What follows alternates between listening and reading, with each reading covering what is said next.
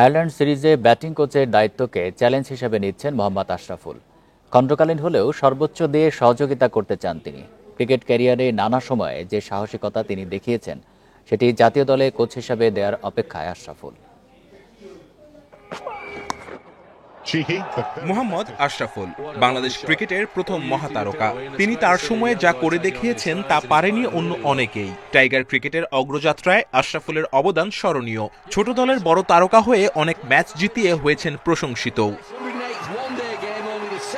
উত্থান পতন ছিল, তারপরও অবিচ্ছেদ্য অংশ ছিলেন আশার ফুল হয়ে। বিপিএলে ফিক্সিং কেলেঙ্কারিতে ফেঁসে নিষিদ্ধ হওয়ায় ছেদ পড়ে ক্রিকেট ক্যারিয়ারে, আর আন্তর্জাতিক ক্রিকেটে ফেরার স্বপ্ন পূরণ হয়নি। তবে জাতীয় দলে ফিরলেন ঠিকই, ভিন্ন ভূমিকায় ব্যাটিং কোচ হয়ে।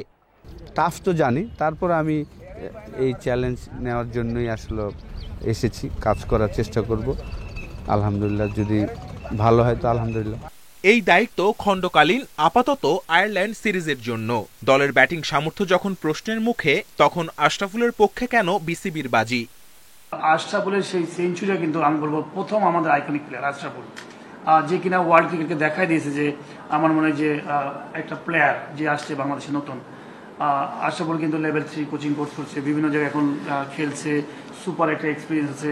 আমরা ওয়াই নট আশরাফুলের এত সুন্দর একটা তার ক্যারিয়ার ভবিষ্যতে আমরা যদি পেয়ে যাই। কোচিং ক্যারিয়ার খুব বেশি দিনের নয়। আইসিসির লেভেল 3 কোর্স করে পরবর্তীতে রংপুর রাইডার্সের সহকারী কোচ হন। গ্লোবাল সুপার লিগ জয় একমাত্র অর্জন। সম্প্রতি এনসিএলে বরিশাল বিভাগের সঙ্গে কাজ করছেন। ফ্র্যাঞ্চাইজি লিগ কিংবা ঘরোয়া লিগে কোচিং আর জাতীয় দলের সঙ্গে কাজ করা ভিন্ন চ্যালেঞ্জ। এখানে প্রত্যাশার সঙ্গে প্রাপ্তির মেলবন্ধন না হলে জুটবে সমালোচনা। আশরাফুল কি হৃদয় জ্যাকেটদের মানসিকতায় পরিবর্তন আনতে পারবেন? আয়ারল্যান্ড সিরিজে 2 টেস্ট 3 টি-20 কোচ হিসেবে প্রমাণের প্রথম সুযোগ। সফল হলেই মেয়াদ বাড়বে হয়তো।